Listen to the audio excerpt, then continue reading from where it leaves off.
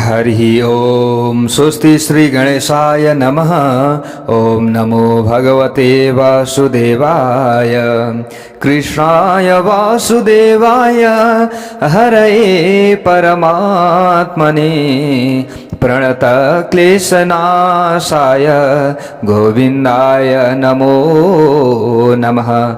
गुरुर्ब्रह्मा गुरुर्विष्णु गुरुर्देवो महेश्वरः। गुरुः साक्षात् परं ब्रह्म तस्मै श्री गुरवे नमः। चतुर्मास भागवत कथाको आजको नयाँ भाग 54 भागमा भगवानका प्यारा प्यारा भक्त सज्जन वृन्दहरूलाई हार्दिक स्वागत छ। सर्वप्रथम सम्पूर्णमा जय श्री राधे, जय श्री कृष्ण, जय श्री हरि को न्यानो अभिवादन टक्र्याउन चाहन्छु। सबैको दिन मङ्गलमय बनोस्, सबैको कल्याण होस्, यही कामनासँगै आजको कथा प्रसङ्गलाई अगाडि बढाउँ। हामीले अजामिलको कथा प्रसङ्गलाई हिजो श्रवण गऱ्यौँ कि अजामिलोपाख्यानबाट हामीले बुझ्यौँ कि हामी विषय सुखमा फसिरखिएको छ भने पनि भगवानको नाम नै सर्वश्रेष्ठ रहेछ। आफ्नो व्यवहार पनि त चलाउनु पर्यो, हैन र? व्यवहार गर्दै आफूले घर परिवारका सन्तति आदिको हेरचाह गर्दै आफूले सबैको हित हुने कार्य गर्दै समाज सेवा गर्दै गर्दै पनि हामीले भगवानको गुणानुवाद आदिलाई जप्न सक्दछौँ।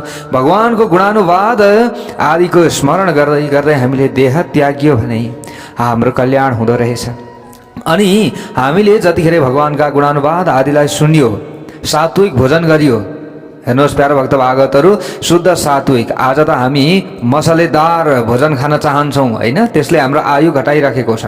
अनि जस्तो खान्छौँ त्यस्तै सोच आउँछ नि त हामीलाई। अनि कथा सुन्न बसो, धैर्य त हामीमा हुँदैन, छटपट छटपट छटपट हुन्छ। कहाँ जाउँ, के गरौँ, कसो गरौँ भइहाल्छ। यो सबै के हो? खानपानको कारणले हो, हेर्नुहोस्। अनि खानपानको कारणले त्यस्तो हुन्छ। त्यस्तो भइसकेपछि न कथा सुन्न मन लाग्छ, अनि उता खानपानले पनि आयु घटाइराखेको छ। यथा हामीले भगवानको गुणानुवाद आदि पनि जप्दैनौँ। जो व्यक्तिहरू नि धैर्यवान ज्यादा छैनन्, ज्यादा चञ्चल गरिरहन्छन्, कहाँ जाउँ, के गरौँ, कसो गरौँ, यता र उता बाङ र बुङ गरिरहन्छन् भने ती व्यक्तिको आयु छिटो घट्छ कि। हेर्नुहोस् प्यारो भक्त भागवतहरू, हिजो हामीले श्रवण गरिसक्यौँ कि 12 वर्ष आयु कम भएको थियो। कसको? अजामिलको। के गरेर? आफूले आफ्नो वर्णाश्रमबाट गिरेर ब्राह्मण थिए, ब्रह्मकर्म सबै छोडिदिए। तर फेरि आफ्नो छोराको नाम नारायण राखेका कारणले गर्दा ए नारायण ए नारायण ए नारायण छोरा, ए मेरो छोरा नारायण, ए छोरा भन्दा भन्दै अब आयु के हुन थाल्यो? बढ्न थाल्यो। अब आयु बढाउने काम भगवानका पार्षदहरूले गरिदिए त। यमराजका दूतहरू आएका थिए नि त लिन। अचेत अवस्थामा थिए अजामिल, तर संवाद सुनिराखेका थिए भगवानका दूतहरूको र यता यमराजका दूतहरूको। तर यमराजका दूतहरूलाई भगवानका दूतहरूले धक्का मारेर खेदाइदिए। 12 वर्षको आयु थपिदिए अजामिलको। हेर्नुहोस् त, यस्तो हुन्छ। यो कथाबाट हामीले बुझ्ने कुरा हो यो भनेको प्यारो भक्त भागवतहरू। आज त हामीले खानपानका कारणले गर्दा सबै आयु घटाइसक्यौँ, हेर्नुहोस्। त्यसैले हामीले एकदम धैर्यवान भनेर श्रद्धा भाव भक्ति भनिन्छ नि, विश्वासका साथमा के एकदम हामीले टक्क एकटकले कथा सुन्यो भने हामीलाई राम्रो हुन्छ। होइन भ्याइएन, आफूले घरको काम पनि गर्नुपर्ने छ, होइन भने अब त्यस्तो अवस्थामा आफूले यसो ध्यान चाहिँ कता दिने, कथातिर पनि दिँदै गर्ने, आफूले काम पनि गर्दै गर्ने।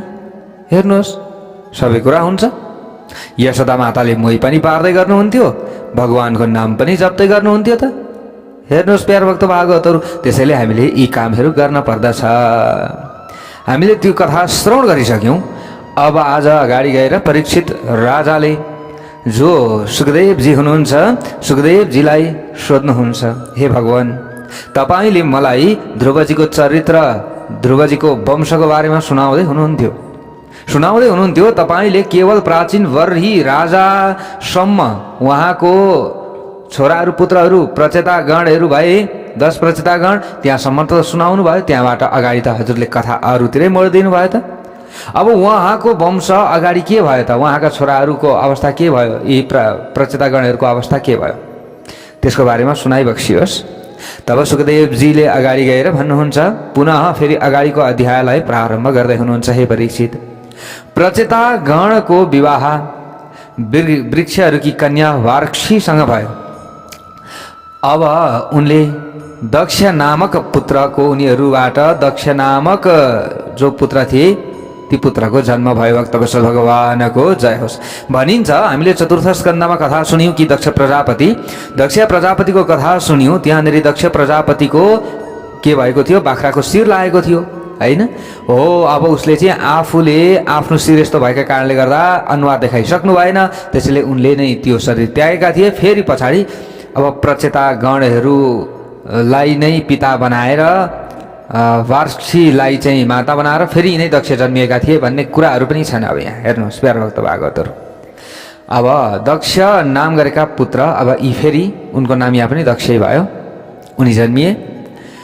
अब तपस्या गर्नका लागि त्यस पछाडि अब उनी चले, त्यस पछाडि तपस्या गर्नका लागि गए। दक्षले तपस्या गरेर उनले असिक्नी नाम गरेकी कन्यासँग विवाह गरे, भगवानको आशीर्वाद भयो। त्यस पछाडि तिनै कन्याबाट 10,000 पुत्रहरूको जन्म भयो। भक्तवत्सल भगवानको जय होस्। हेर्नुहोस्, सङ्कल्प मात्र मानव सृष्टि हरेक तरिकाले हुन्थ्यो यहाँनिर सृष्टि, त्यतिखेर 10,000 पुत्रहरूको यहाँनिर जन्म भयो। अब हेर्नुहोस् प्यारो भक्त भागवतहरू, तर अब के भयो त भन्दा छोराहरू त जन्मिए, तर नारदजीले सबैलाई एकदम कुट प्रश्नमा अड्काएर नि ऊर्ध्वरेता ब्रह्मचारी बनाइदिनु भयो। अब नारदजीले ब्रह्मचारी कसरी बनाउनु भयो भने 10,000 पुत्रहरू जन्मिसकेपछि दक्षले भन्नुभयो, ए पुत्रहरू जाओ तपस्या गर। अब त्यतिखेर त के थियो भने तपस्या गर्न जाने, ज्ञान आर्जन गर्ने, तपस्याद्वारा बल हुन्थ्यो, ज्ञान आर्जन हुन्थ्यो, सबै कुरा हुन्थ्यो, व्यक्ति दक्ष बन्दथे सबै कुरामा। अब त्यतिखेरको जमाना त्यस्तो थियो प्यारो भक्त भागवतहरू। अब यहाँनिर यी 10,000 छोराहरू गए तपस्या गर्न, तर नारदजीले बाटोमा भेट्नुभयो, बोलाउनु भयो, अरे बच्चाहरू तिमीहरू कहाँ जाँदैछौ, ए बालक हो। सबैले फर्केर हेरे, नारदजी हुनुहुन्छ, सबैले प्रणाम गरे। ओहो नारदजी पो भेटिनु भयो त, हामी त ज्ञान आर्जनका लागि गइरहेका थियौँ, तपस्या गर्नका लागि गइरहेका थियौँ, हामी त तपस्या गर्न गइरहेका छौँ। यी 10,000 पुत्रहरूले यसरी बोले। त्यस पछाडि अब यहाँ नारदजीले भन्नुभयो, ल तपस्या गर्न त जान्छौ तिमीहरू, तर मेरो प्रश्नको उत्तर द्याऊ। अब तिमीहरूले तपस्या गरेर पार लाउँछौ जस्तो मलाई लाग्दैन। यदि मैले तिमीहरूलाई सोधेको प्रश्नको उत्तर दियौ भने ठिकै छ, तिमीहरूको तपस्या सफल होला, तिमीहरूले विवाह पनि गर्लाऊ। अब मैले सोधेको प्रश्नको उत्तर नै दिनौ भने न तिमीहरूले तपस्याबाट ज्ञान आर्जन गर्न सक्छौ, न तिमीहरूले विद्या आर्जन गर्न सक्छौ। ल के हो त प्रश्न, सोध्नुहोस् नारदजी। नारदजीले सोध्नु भयो अब यहाँ, ल भन कि दुवैतिर बग्नेवाला नदी देखेका छौ आजसम्म, त्यो नदीको नाम के हो, ल बताओ त। दुईतिरै बग्नु पर्यो फेरि त्यो नदी, त्यो नदीको नाम बताओ। अब यी बालकहरू एकदम चक्करमा परे, अरे के हो त यस्तो, आजसम्म त हामीले यस्तो त सुनेकै छैन, हामीले त यो त थाहा पाएका छैनौँ, हामीले देखेका छैनौँ यस्तो। फेरि नारदजीले सोध्नुभयो, ल ठिक छ, अब त्यसो भए यस्तो कुनै पनि प्वाल भनौँ अथवा यस्तो कुनै पनि प्वाल तिमीहरूले देखेका छौ जसमा पसिसकेपछि कोही निक्लिन सक्दैन? ती बालकहरूले भने यस्तो पनि देखेका छैन। फेरि नारदजीले सोध्नुभयो, त अब विचित्र भाषा बोल्नेवाला हंस तिमीहरूले देखेका छौ, जो हो पनि भन्छ होइन पनि भन्छ? विचित्र भाषा छ त्यो हंसको, त्यो थाहा छ? त्यो पनि थाहा छैन। अब नारदजीले फेरि प्रश्न गर्नुभयो, पुंसलीको पति को त्यो जान्दछौ? त्यो पनि थाहा छैन। बालकहरूले उत्तर यही दिए।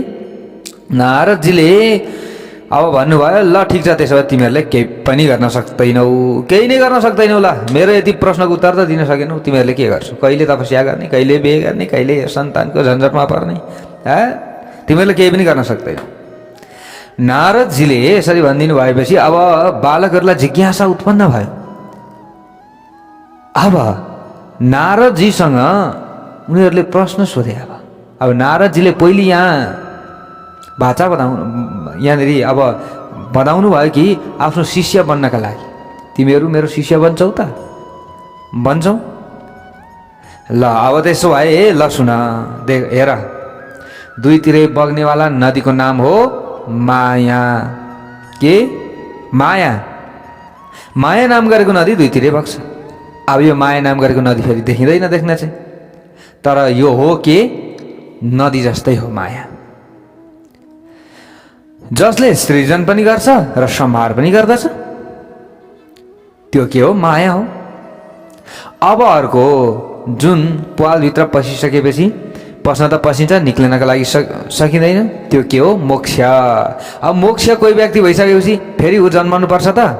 त्यो मोक्ष रूपी पालमा पसिसकेपछि, मोक्ष रूपी ढोकाबाट भित्र छिरिसकेपछि बाहिर निक्लन सक्दैन व्यक्ति, निक्लिँदैन, उसलाई निक्लिनै पर्दैन। मोक्ष पद पाइसकेपछि कोही फर्केर आएको छ? यद्गत्वान निवर्तन्ते तद् धाम परमं मम, भगवान् श्रीकृष्णले भन्नुभएको छ गीतामा। अब यी बच्चाहरू छक्क परिरहेका छन्। त्यो पालको नाम हो मोक्ष, जहाँ पसेपछि निक्लन पर्दैन, निक्लिन सकिँदैन। अब अर्को विचित्र भाषा बोल्नेवाला हंस थाहा छ भन्दा थाहा छैन भन्यौ तिमीहरूले? त्यसको उत्तर सुन, त्यो के हो? शास्त्र हो। शास्त्र हो। शास्त्रले भन्दछन् अब कुनै कुरा अब निर्णय गर्ने भनेको शास्त्रले त हो। कुनै कुरा यो ठिक छ भन्छ, कुनै कुरा ठिक छैन भन्छ। विचित्र भाषा बोल्छ शास्त्रले। यो कुरा गर्नुहुन्छ ए भन्छ, फेरि अर्कोतिर अनि त्यसको निषेध बताइदिन्छ, त्यो कुरा गर्न हुँदैन भनिदिन्छ फेरि। यो के हो? शास्त्र। अब पुंसली के हो त भन्दा, पुंसली मायाको पति हो माधव। अब पुंसली भनेको के? माया रूपी पुंसलीको पति हो माधव। अब यसको पति पनि थाहा छैन भन्थ्यौ अघि, यसको पतिको नाम सुन्यौ नि, होइन? सुन्यौ। अब यो सबै रहस्य बताइसकेपछि नारदजीले सबैलाई अब विरक्ति बनाइदिनु भयो। तिमीहरूले त मोक्षको लागि पो चाहना गर्ने हो त भन्नुभयो, यहाँनिर धेरै ज्ञानहरू दिनुभयो।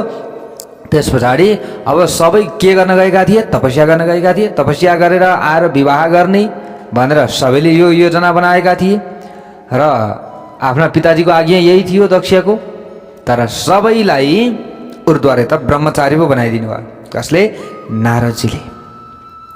अब दक्षले थाहा पाए कि मेरा 10,000 छोराहरूलाई नारदजीको शिक्षाले बाबा बनाइदिए। अब मैले त तपस्या गर्न पठाएको थिएँ, तपस्या गरेर आउँथे, विवाह गराउँथे। अब यहाँबाट उता सृष्टि प्रक्रिया अगाडि बढ्थ्यो, तर नारदजीले सब गडबड गरिदिए। अब अत्यन्त रिस उठो, क्रोध उत्पन्न भयो। कसलाई? दक्षलाई, दक्ष प्रजापतिलाई। अब त्यस पछाडि अब क्रोध त आइरहेको थियो। अब कहिले नारदजीलाई भेटिन्छ र यो रिस पोखौँ भन्ने भइरहेको थियो। अब त्यस पछाडि अब 1000 बच्चाहरूलाई फेरि जन्म दिए। कसले? दक्षले। नारदजीले फेरि ती 1000 ती बालकहरूलाई पनि आफ्ना दाजुहरूले के गरे तिमीहरूलाई थाहा छैन? तिमीहरूले आफ्नो दाजुको बाटोलाई पक्रिने हो कि आफ्नै मतलबको हिसाबमा हिँड्ने हो भन्नुभयो। फेरि उनीहरूलाई पनि त्यही प्रश्नमा उल्झाएर सबैलाई फेरि ब्रह्मचारी बनाइदिनु भयो। अगाडिका 10,000, अहिलेका 1000 होइन, जति जन्मायो त्यति नै सबै ब्रह्मचारी बनाइदिन्छन् नारदले। अब त झन् क्रोधको सीमा नै नागो। कसलाई? दक्षलाई। एकदम क्रोधित भइराखेका थिए। त्यही समयमा अब नारदजी नारायण नारायण गर्दै वीणा बजाउँदै त्यही बाटो आउँदै हुनुहुँदो रहेछ। पर जब दक्षले नारदजीलाई देख्ने बित्तिकै तुरुन्त गाली सुनाउन सुरुवात गरे। अहो असाधु साधूनां साधुलिङ्गेन नस्त्वया असाध्वकार्यार्भकाणां भिक्षो मार्गः प्रदर्शितः। दक्षले भने, अरे भिखमङ्गाको रास्ता देखाउनेवाला पाखण्डी नारद,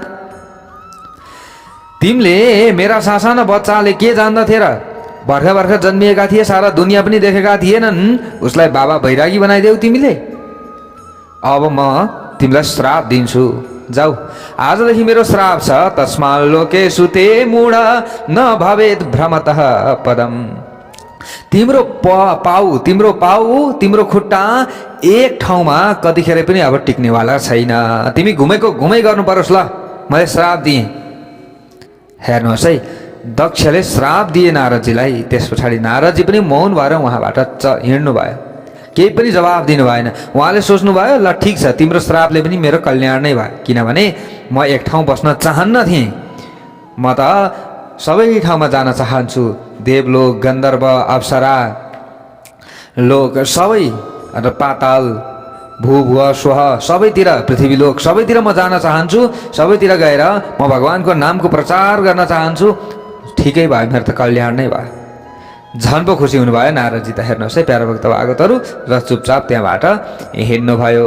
प्यारा भक्त भागवतहरू हेर्नुहोस् है, नारदजीलाई दक्षले श्राप दिएका कारणले गर्दा एक ठाउँमा कहीँ पनि बस्नुहुन्न। गोदो हुन मात्र भनिन्छ। गाई दुहुने जुन समय, एउटा गाई दुहुँदाखेरि कति समय लाग्छ, लोकल गाई दुहुँदा हो त्यो दिनजेलसम्म मात्र एक ठाउँमा बस्न सक्नुहुन्छ अरे नारदजी, नत्र हिँडेको हिँडै गर्नुहुन्छ। यो कसको श्रापले? यिनै दक्षको श्रापले। र सबैतिर जानुहुन्छ, नारायण नारायण नारायण, खालि यही नाम मात्रै जप्दै जप्दै सबैतिर भगवानको नामको उहाँले चर्चा गर्नुहुन्छ। अब दक्ष नारदजीलाई श्राप दिइसकेपछि अत्यन्त अब सहनशील भए, अब प्रसन्न पनि भए। दक्षलाई शान्ति मिल्यो नि त, आफ्नो भित्रको पीर व्यथा सबै पोख्न पाए नि त, कराउन पाए, गाली गर्न पाए, सबै कुरा। अब श्राप दिइसकेपछि अब शान्त भए। त्यस पछाडि अब विचार गरे कि जति छोरा जन्माए पनि फेरि नारदजीले फेरि त्यही गति बनाइदेलान्, सबैलाई ब्रह्मचारी बनाइदेलान्। अब म छोराको सृष्टि गर्दिनँ, अब म छोरीको सृष्टि गर्छु। अबको चोटिमा दक्षले यो आइडिया लगाए, यो टेक्निक लगाएर अब त्यस पछाडि 60 जना कन्याहरूको उनले त्यहाँनिर के गरे, जन्म दिए। 60 कन्याहरूलाई जन्म दिए। त्यस पछाडि अब तिनै 60 कन्याबाट यो सारा संसारमा, चराचर जगतमा अहिले सबै भएका छन्। मनुष्यदेखि लिएर सबै, बाघ भालु पशु पक्षीदेखि लिएर सबै भएका छन्। यिनै 60 कन्याहरू मध्येमा अब 13वटी कन्याको विवाह कोसँग भयो? कश्यप ऋषिसँग भयो। दिति, अदिति, धनु, काष्ठा, सुरसा, इला, ताम्र, वती, कद्रु, विनिता आदि गरेका। अनि अश्विनी, भरणी, कृतिका, रोहिणी आदि गरेका 27 जो छोरीहरू थिए। यी 27 छोरीहरू, 60 छोरी मध्ये 27 छोरी चन्द्रमालाई विवाह गरेर दिए। अब 13वटी कसलाई? अब कश्यप, 27वटी चन्द्रमालाई। अब कश्यपजी की जो दिति नामक पत्नीबाट दैत्य आदिको जन्म भयो। हेर्नुहोस्, दितिबाट एकजना रचना नाम गरेकी छोरी पनि जन्मिन्, जसको विवाह त्वष्टा मुनिको साथमा भयो। र यिनैबाट 2 जना छोराहरू जन्मिए, जसको नाम थियो विश्वरूप र सन्निवेश। विश्वरूप र सन्निवेश। अब विश्वरूप ब्रह्मज्ञानी थिए, एकदम ब्रह्मज्ञानी। फेरि प्यारा भक्त भागवतहरू, बृहस्पति समान, एकदम अद्भुत। देवताहरूको पुरेत पनि यिनी बनेका थिए। देवताहरूको पुरेत पनि बने त फेरि को? विश्वरूप। अब परीक्षितले तुरुन्त प्रश्न गर्नुभयो यहाँनिर, हेर्नुहोस् प्यारा भक्त भागवतहरू, देवताहरूको पुरेत त को थिए? बृहस्पति गुरु हुनुहुन्थ्यो। त अब बृहस्पति गुरु हुँदा हुँदै विश्वरूप किन बने त? विश्वरूपलाई किन देवताहरूले कुलगुरुको रूपमा माने त? कुलगुरु त को हुनुहुन्थ्यो? बृहस्पति गुरु हुनुहुन्थ्यो त। यसरी सोधिसकेपछि अब सुखदेवजीले अगाडि गएर भन्नुहुन्छ, राजन, एकचोटि इन्द्र आफ्नो दरबारमा अप्सराहरूको नाच हेरिरहेका थिए नाचगाना। अब त्यो समयमा बृहस्पति गुरु आउनुभयो कहाँ? आफ्नो यजमानको घरमा। यसरी बृहस्पति गुरु आइसकेपछि अब इन्द्रले के गरे त त्यो समयमा भन्दा, स्वागत गर्नुपर्ने हो गुरुको। गुरु घरमा आइसकेपछि, तर स्वागत गरेनन्। स्वागत गरेनन्, अनदेखा गर्दै उनले देखेको नदेखे जस्तो गर्दै अर्कोपट्टि यसो नजाने जस्तो नि अर्कोतिर फर्के, मैले केही देखेको छुइनँ भने जस्तो नि त्यसो गरे। को यो स्वागतको चक्कर वक्करमा लाग्छ, यो नाचगाना चलिरहेको छ, वरिपरि अप्सराहरू नाचिरहेका छन्। यो सबै यो के हुन्छ खल्लो हुन्छ फेरि अब यहाँ स्वागतको चक्करमा लाग्दा यो बिचमा कता के झाङझाङ जुङजुङ हुन्छ बरु म यस्तो यो चक्करमा लाग्दिनँ। यसरी इन्द्रमा घमण्ड आयो।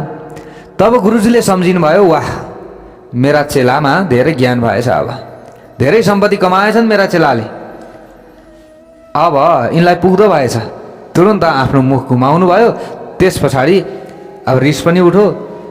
अब त्यहाँ रिस देखाउनु भएन, त्यहाँबाट तुरुन्त रिस भित्रै दबाएर अन्तर्ध्यान भइदिनु भयो को बृहस्पति गुरु।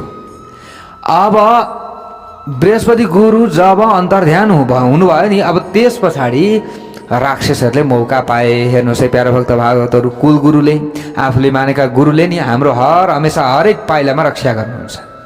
हो प्यारो भक्त भागवतहरू, अब यो हामीले विश्वास गर्छौँ गर्दैनौँ त्यो आफ्नो ठाउँ कुरो भयो। हेर्नुहोस्, तर हो फेरि हरेक पाइला पाइलामा कोही बेला कुनै ग्रह लाग्छ, कोही बेला के लागेको हुन्छ, कोही बेला के लागेको हुन्छ।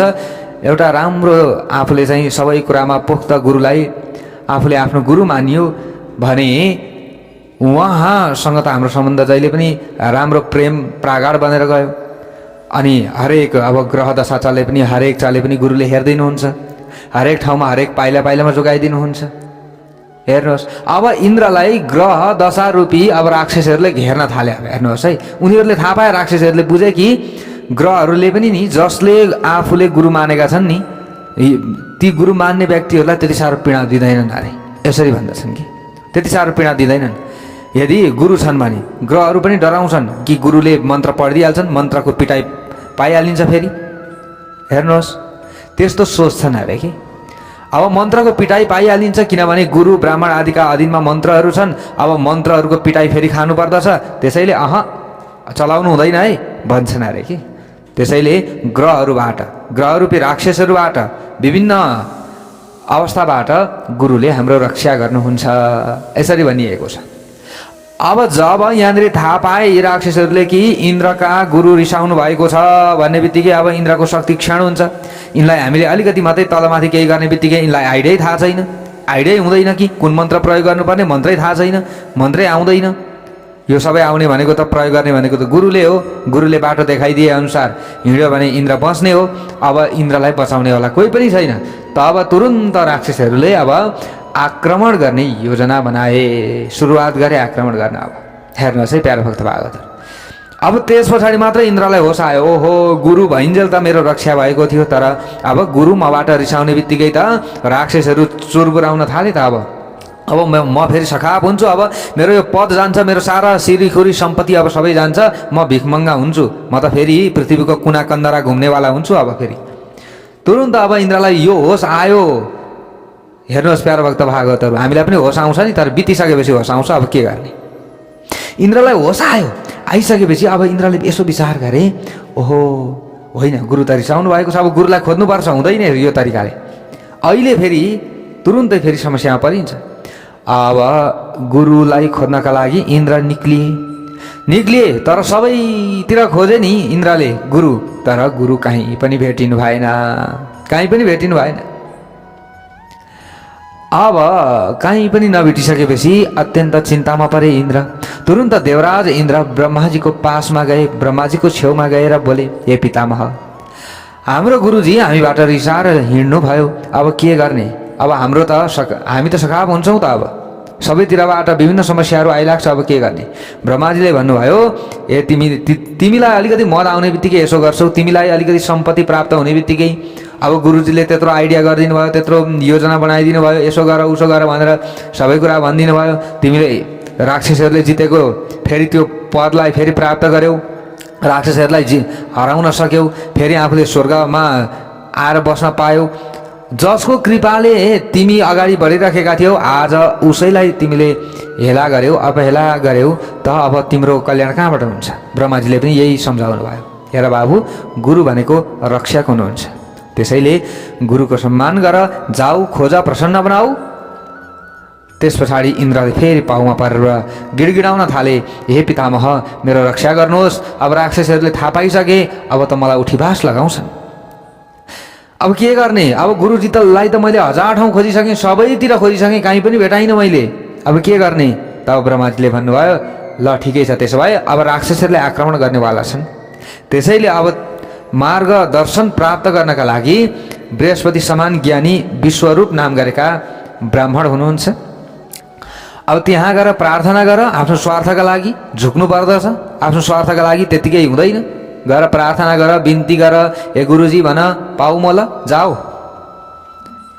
यसरी ब्रह्माजीले आइडिया सिकाइदिनु भयो। अब विश्वरूपले अब के गर्नुहुन्छ त? अब देवताहरूको पुरोहित बन्नुहुन्छ कि हुन्न त? हामीले सुन्दै अगाडि बढौँ। हेरौँ है प्यारा भक्त भागवतहरू।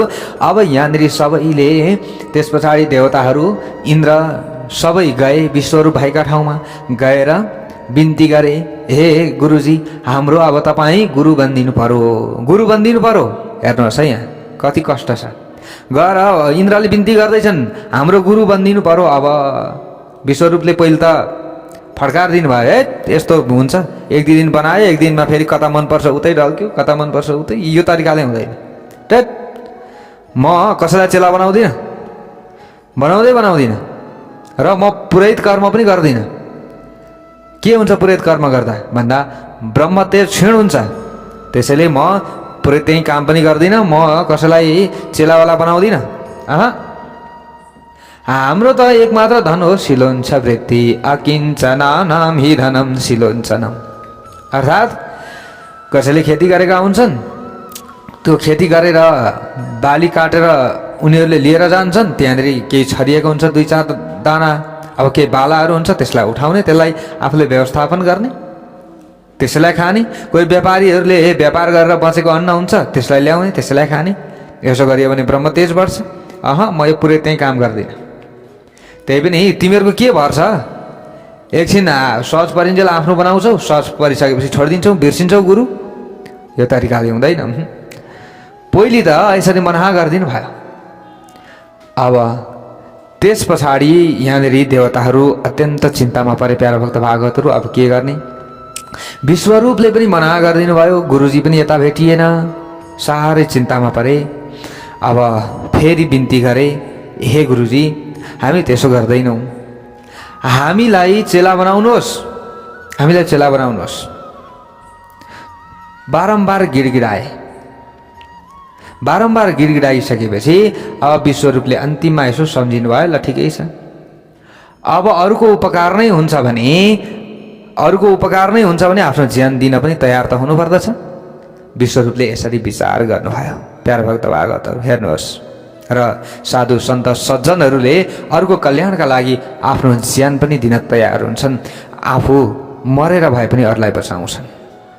आफ्नो हानि पनि सहेर अरूको गर्छन् भलो सन्तले। ती सन्त हुन् जसले आफूलाई हानि परोस् बरु मतलब गर्दैनन्, तर अरूको उद्धार हुन्छ, अरूको कल्याण हुन्छ भने आफू लागि परिरहन्छन्। तर अरूको कल्याण होस्, अरूको राम्रो होस् भन्दा भन्दै आफूलाई चाहिँ फेरि विभिन्न समस्याहरू आइरहन्छ आउन चाहिँ। हेर्नुहोस्, राम्रो त भन्दैन, अरूको राम्रो होस् भनेर आफू अगाडि बढो, तर आफूलाई कसैले राम्रो भन्दैन। यो समाज यस्तो छ। त्यही पनि कलिजुग छ अहिले त। कलिजुग के? पुरै कलिजुग। अलिकति चन्दन टिका लगाएर हिँडेको छ, धोती फोटी लगाएर हिँडेको छ भने व्यक्तिले गाली गर्छ, ए कहाँको यो को यस्तो, यो अहिले यस्तो छ कलिजुग के।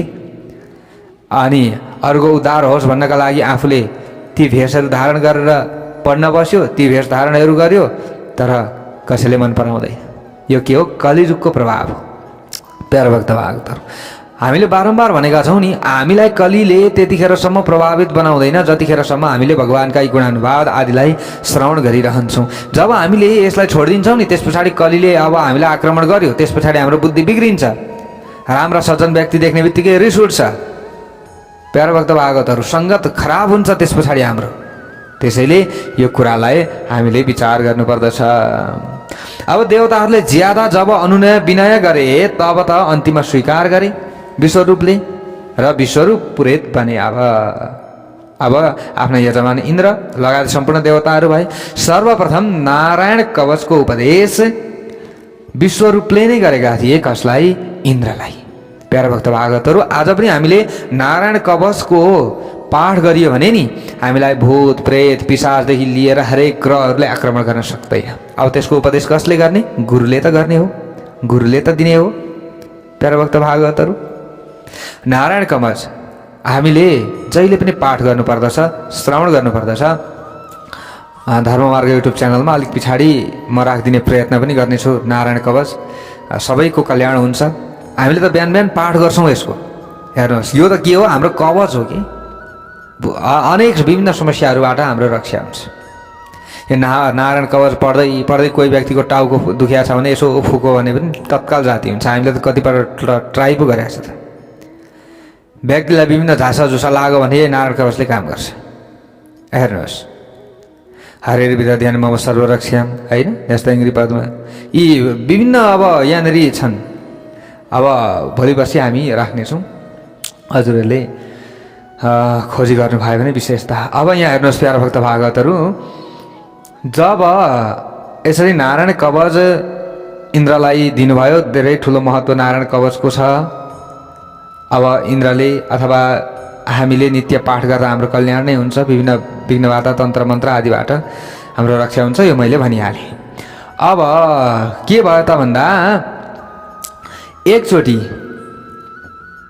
जो कौशिक नाम गरेका मुनि हुनुहुन्थ्यो, यी कौशिक नाम गरेका मुनिले नारायण कवचको नित्य पाठ गर्नुहुन्थ्यो कि कति शक्ति छ भन्ने कुरा यहाँनिर छ। नित्य पाठ गर्नुहुन्थ्यो। अब कौशिक मुनिको शरीर छुट्यो।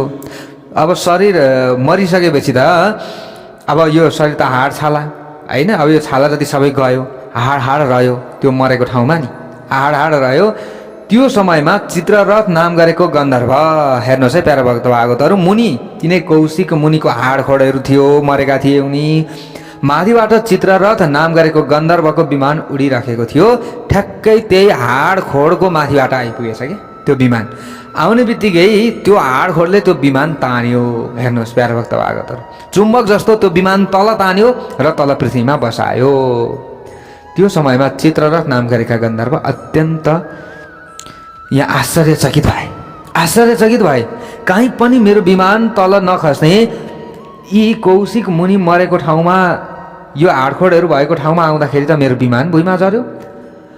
तुरुन्त बालखेलिया ऋषिको छेउमा गएर यी चित्ररथ नाम गरेका गन्धर्वले सोधे, अरे महाराज, किन मेरो यो विमान बिल्कुलसँग ठिक चलिरहेको विमान किन भुइँमा झऱ्यो, के हो यसको कारण? तब बालखेलिया ऋषिले भन्नुभयो, यो सबै के हो त भन्दा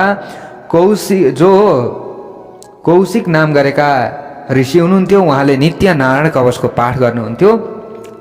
उहाँको त्यो नारायण कवचको पाठले गर्दा उहाँको शरीरमा पनि, उहाँको शरीरको हड्डीमा पनि चुम्बकीय शक्ति आएको छ। हो, कारण यही हो कि नारायण कवच पाठ नित्य ती कौशिक मुनिले गरेका कारणले गर्दा उनको शरीरको त्यो हड्डीमा पनि त्यति शक्ति छ। त्यति शक्ति भएका कारणले गर्दा, त्यस्तो महान शक्ति भएका कारणले गर्दा तपाईँको विमानलाई त्यो हड्डी हाड खोडले तल तानेको हो भनिसकेपछि त चित्ररथ नाम गरेका यी गन्धर्व पनि आश्चर्यचकित परे। अरे, नारायण कवचको महिमा यस्तो ठुलो! छक्क परे चित्ररथ नाम गरेका गन्धर्व। अब फेरि अब आफू त त्यो बाटो हिँडिराख्नुपर्छ, फेरि पनि यहाँ आइसक्दाखेरि यो हड्डीले तानिहाल्छ आफ्नो विमानलाई। अब ती चित्ररथ नाम गरेका गन्धर्वले त्यो हाडखोड सबैलाई बटुलेर लिएर गएर ती अस्थि, त्यो हाडहरूलाई नदीमा प्रवाहित गरिदिए। त्यस पछाडिदेखि त्यहाँबाट मात्र ती चित्ररथ नाम गरेका जो गन्धर्व थिए, ती गन्धर्वको विमान त्यहाँबाट उड्न सफल भयो। भक्तवत्सल भगवानको जय होस्। आश्चर्यचकित बनेका थिए चित्ररथ नाम गरेका गन्धर्व, साक्षात् उदाहरण। हेर्नुहोस्, त्यसैले बालखिल्य वचन 10 दिन यादाय विस्मित, यसरी यहाँनिर भनिएको छ। अब विश्वरूपले देवताहरूको शक्ति बढाउनका लागि धेरै ठुलो यज्ञ गराउने अब यहाँनिर अठोट गर्नुभयो। यज्ञ गराउनका लागि अब यहाँ सुरुवात गर्नुभयो। अब विश्वरूप हेर्नुहोस् है प्यारा भक्त भागवतहरू, उता दैत्यहरूका भान्जा है को यी विश्वरूप। जस्तै हामीले अघि सुनिसकेका छौँ, दितिकी जो छोरी थिइन्, कश्यप ऋषिकै त पत्नीहरू हुन् नि त, दिति अदिति, होइन। अब अदितिबाट देवताहरू, दितिबाट दैत्यहरू। अब भान्जा नै त परे नि, होइन। अब दितिकै छोरी रचनाको विवाह त्वष्टा मुनिसँग भएको थियो। 2टा विश्वरूप र सन्निवेश जन्मिएका थिए। अब यिनै विश्वरूप हुन्। अब यज्ञको आयोजना भयो, यज्ञको सुरुवात त्यहाँनिर गरियो। तर अब यी विश्वरूपले के गरे त हेर्नुहोस्, बिचमा जाल गरे के। जाल गरियो भने हामी पनि फसिन्छ के प्यारा भक्त भागवतहरू। जोर जोरसँग देवताहरूको नाममा आहुति दिन्थे प्यारा भक्त भागवतहरू। अनि बिचबिचमा चाहिँ नि थोरै थोरै सानो स्वरले नि दैत्याय स्वाहा पनि भन्दा रहेछन् कि, किनभने आफ्ना यता दैत्य पक्षको पनि त संरक्षण गर्नु पर्यो नि त। हेर्नुहोस् है, त्यसैले खराब व्यक्तिलाई गुरु बनाइयो भने यहाँनिर आफ्नो पनि नाश हुन सक्छ है भन्ने कुराको उदाहरण अब यहाँ हेर्नुहोस्। यहाँनिर खराब कुलका व्यक्तिहरूलाई यहाँनिर गुरु बनाउनुको कारणले गर्दा अब इन्द्रले पनि दुःख पाउँछन् है। फेरि गुरु त बनाए, गुरुको महिमा त छँदैछ आफ्नो ठाउँमा, तर सही हुनु पर्यो भन्ने कुरा भयो यहाँनिर। हेर्नुहोस्, खानपान सही हुनु पर्यो, हरेक कुरा हुनु पर्यो नि त। अब दैत्य कुलका थिए, यिनको अब बुद्धि हेर्नुहोस्, आफ्ना दैत्यहरूको पनि संरक्षण गर्नका लागि यिनले यो उपाय गरिराखेका छन्। अब भोलि के हुन्छ त अन्य कथा प्रसङ्ग हामीले श्रवण गर्नेछौँ। भक्तवत्सल भगवानको जय।